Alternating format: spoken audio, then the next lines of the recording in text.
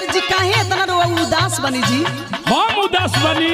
अरे देखी ई फागुन के महीना बा, मर्द अपना मेहरारू से, भौजाई अपना देवर से, घरे घरे लोग होली मनावता। कोई पुआ के तैयारी करता, कोई पूरी के तैयारी करता, जेकरा जौन मन करता ऊ करता। हमके समझ में नहीं आवत कि तू काहे इतना उदास बड़ा। अरे हम उदास नहीं की हो दादा, इतना खुशी बाकी पूरा उत्तर प्रदेश में। अच्छा, पूरा उत्तर प्रदेश के बच्चा बच्चा बूढ़ जवान लड़का सब एक खुशी के लोहर में झूमता, ये होली में झूमता। जौना रोक के जौना पुआ के बतियावतरू, पुआ मिठाई सब खाते बा, लेकिन देखा है जौन रंग हो न, ई रंग ऐसा बा कि खाली लाल के पियर का ना, 5-7 गो रंग संगे संगे मिलल बा, जौन की सबके बात दिमाग पर, सबके ऊपर ई रंग चढ़ गइल बा। सुना कौना रंग के बात बतियावा तनी देवर जी बोली ता।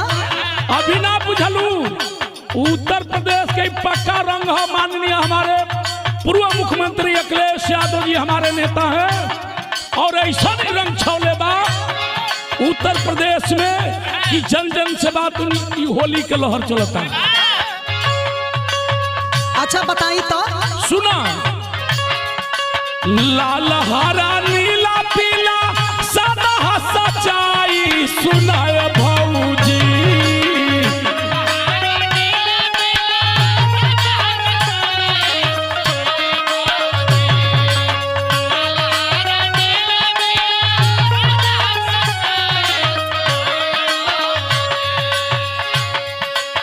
लाल हरा नीला पीला सदा सच्चाई सुनाए भौजी, सुनाए भौजी। पांचों रंगवाई पिन छाई सुनाए भौजी।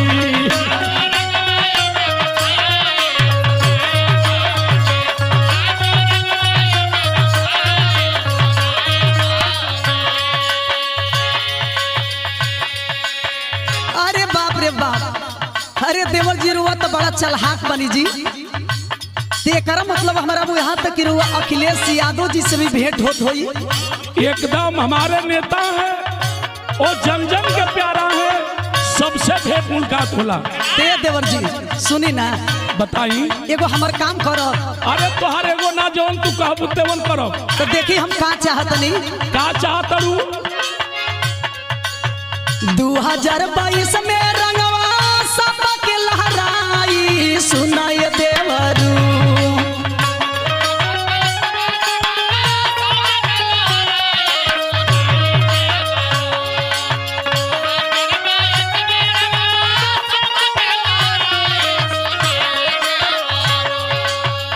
देवर जी का हो? तोहरा बात से हमारा ऐसा लागता कि 2022 में ही सबा के रंग लहराई।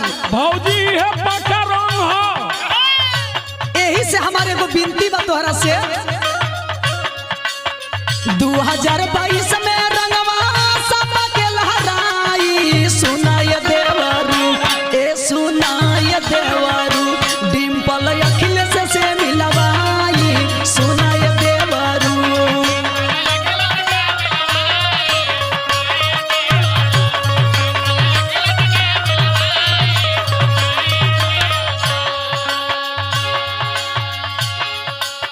डिम्पल भाभी से मिलल चाहतरू तू? हाँ ये देवर जी, हम चाहत नहीं कि एक बार अखिलेश यादव डिम्पल भाभी से हमके मिलवा देती ना। एकदम तू चल के खुलेआम मिल। हमारे भैया माननीय हमारे नेता अखिलेश यादव जी से मिल लीजिए, डिम्पल भाभी से मिल लीजिए। लेकिन ये रंग कितना बढ़िया छौले बा, हाई देखो के डालता। बताई तो। ओम प्रकाश राजभर जम के सारा रा गई है।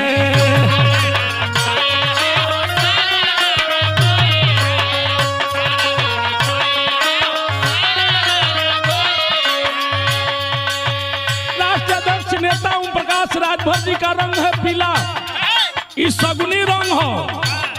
आई रंग बात मिल गई बा हमारे नेता माननीय अखिलेश यादव जी के साथ में। तो कहना है क्या? बोली।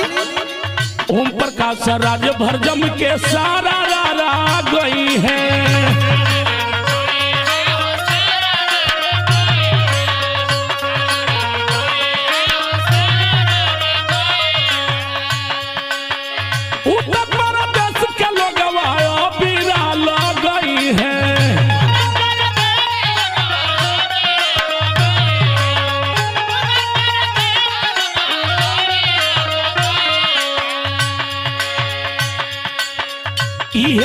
देख के भकुआइल बा भजपाई सुनाए भौजी।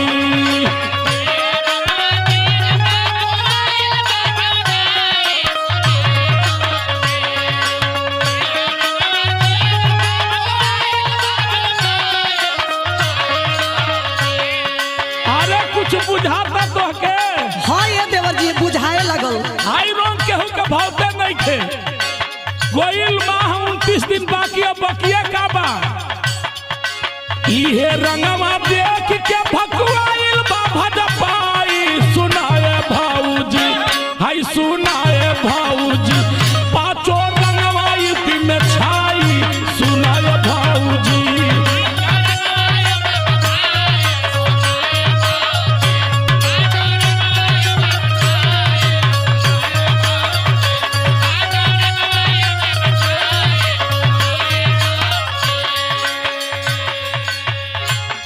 ठीक कहतनी है देवर जी, ए लोग के स्थिति खराब हो गई बा। अब समझदारी के बात कैलू है, करल बढ़िया रंग ना मिली। चाहे मोदी जी हो खस, चाहे जोगी जी हो खस, चाहे अमित शाह जी हो खस, ई रंग मिलला के देन बाकी भकुआ गई बलो। ए लोग के स्थिति का बा सुना हम बतावा तनी। बतावा एकर मतलब कि तू जानकार बारू। अरे देवर जी तोहरा से तोहर भौजाई इतना कमजोर कैसे हो सकेले? हम जानत नहीं हमारे नेता माननीय अखिलेश यादव जी और डिम्पल भाभी के हाथ तोहरा पे पड़ गइल बा। बस हम तो से जानल चाहत रहने कि तू कितना जानकार बड़ो। सुना हमार बात। बोला। मोदी अमित शाह गइले बुढ़ाई। हाँ अब हम लोग अब पिचकारी काम ना कर दिया।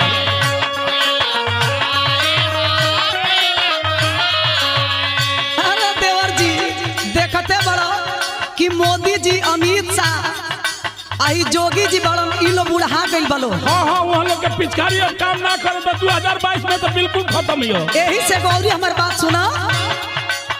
जोगी जी के सरंगिया गोरखपुर में जाई।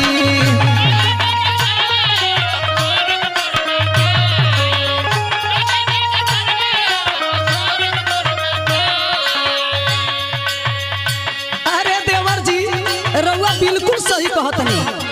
अरे अखिलेश यादव जी अरे वहाँ के शासन में हई देखी हमनी के लइकन के शिक्षा कितना बढ़िया रहल, बेरोजगारी भत्ता मिलत रहल, लैपटॉप हमनी के मिल रहल।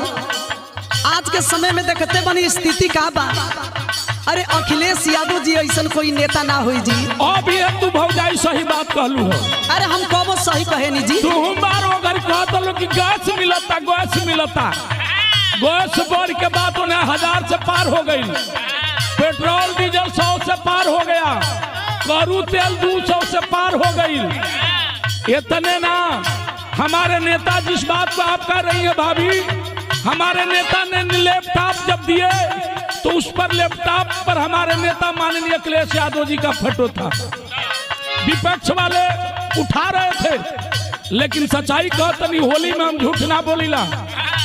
एक घड़ी देखा तरू है नमक पर बात जोगी जी के मोदी जी के फोटो बा। एक किलो चना पर नमक पर बात मोदी जी के जोगी जी के फोटो बा। यही से तो हम बात कहल चाहते देवर जी। भर फागुन हमारा के साइकिल पर घुमाई सुनाए देवरू।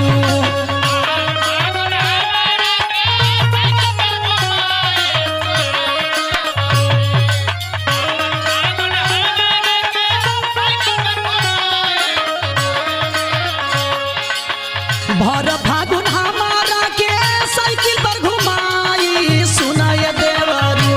हई सुनाए देवरू डिम्पल अखिलेश से मिलवाई सुनाए देवरू।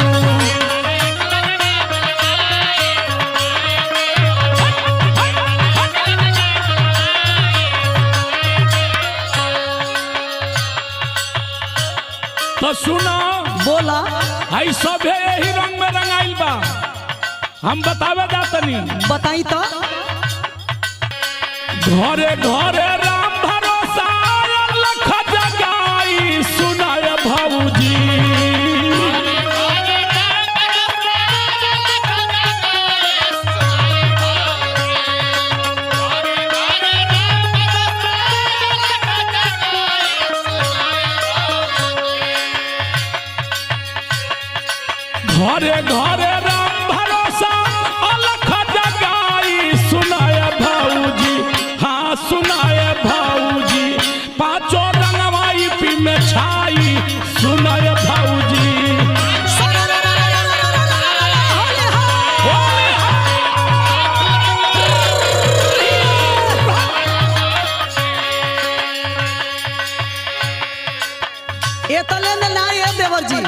का हो? तोहरा से तनिको हम 1 इंच कम नहीं खी। अरे काहे कि तू 1 इंच कम रहू? हमारे नेता ने जितना सम्मान महिलाओं को दिया उतना धरती पर किसी को नहीं दिए। अब रउआ का हम बलिया में लेके चलो तनी। बलिया में? हाँ सुनी। वीरों का धरती, जवानों का देश, बागी बलिया उत्तर प्रदेश। यही से सुनी हमार बाप। अमिका राम गोविंद नारद अंचल के पीछे चारी। ये ना हमारे एक बात मन बत काम करो। बोलो। राजमंगल आनंद बंशी से